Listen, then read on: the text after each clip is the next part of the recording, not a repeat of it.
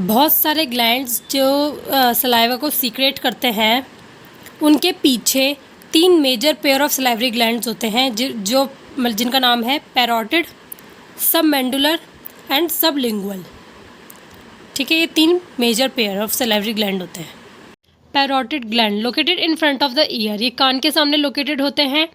The saliva produce in this gland, जो इस gland में सलाइवा प्रोड्यूस होता है वो सीक्रेट होता है माउथ में from a duct near your upper second molar. Upper second molar जो मतलब ऊपर की साइड हमारा ये जो सेकंड मोलर है उसके सामने वाली डक्ट में सीक्रेट होता है ये।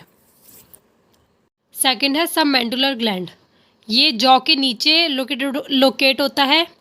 जो सलाइवा इस ग्लैंड में प्रोड्यूस होता है वो टंग के नीचे से सीक्रेट होता है।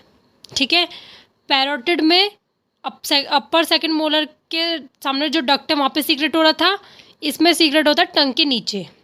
थर्ड वन है सबलिंगुअल ग्लैंड, ये कहाँ पे लोकेट होता है?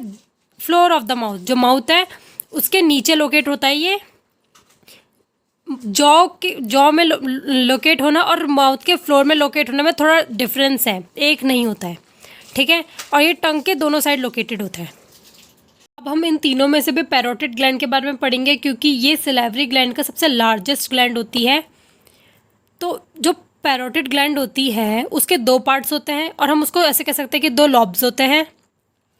पहला है सुपरफिशियल लॉब, सेकंड है डीप लॉब। अब इन दोनों सुपरफिशियल और डीप लॉब के बीच में आता है एक नर्व जिसको कहते हैं फेशियल नर्व।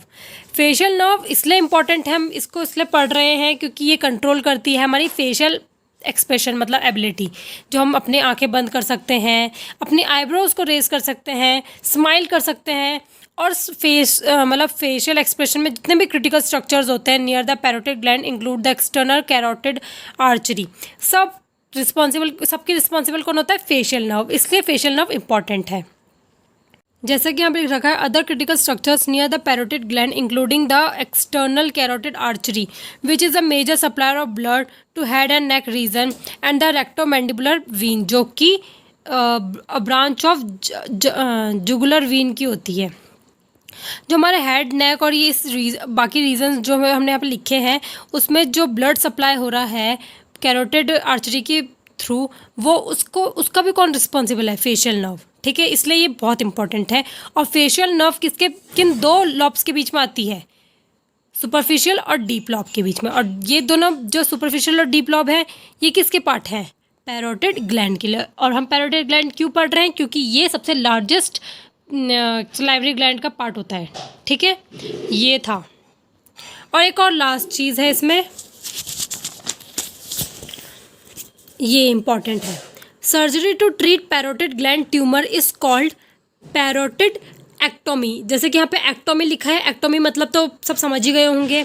मेडिकल टर्म में इसको बोलते हैं एक्टोमी, तब यूज़ किया जाता है जब सर्जिकली किसी मतलब ऑर्गन्स को या फिर किसी चीज़ को ट्रीट किया जाता है या फिर इसको रिमूव किया जाता है, तो वहाँ पे एक्टोमी लगता है। उस ऑर्गन या फिर उस चीज़ के आगे एक्टोमी लगता है, तो मतलब सर्जिकली उस चीज़ को ट्रीट किया जा रहा है। तो अगर हम लोग जब पैरोटिड ग्लैंड ट्यूमर को सही करते हैं, मतलब उसको सर्जरी करते हैं, तो उसको कहते हैं पैरोटिड एक्टोमी। ठीक है, that's all for the video. Thank you guys. If you like this video give a big thumbs up and subscribe to my channel.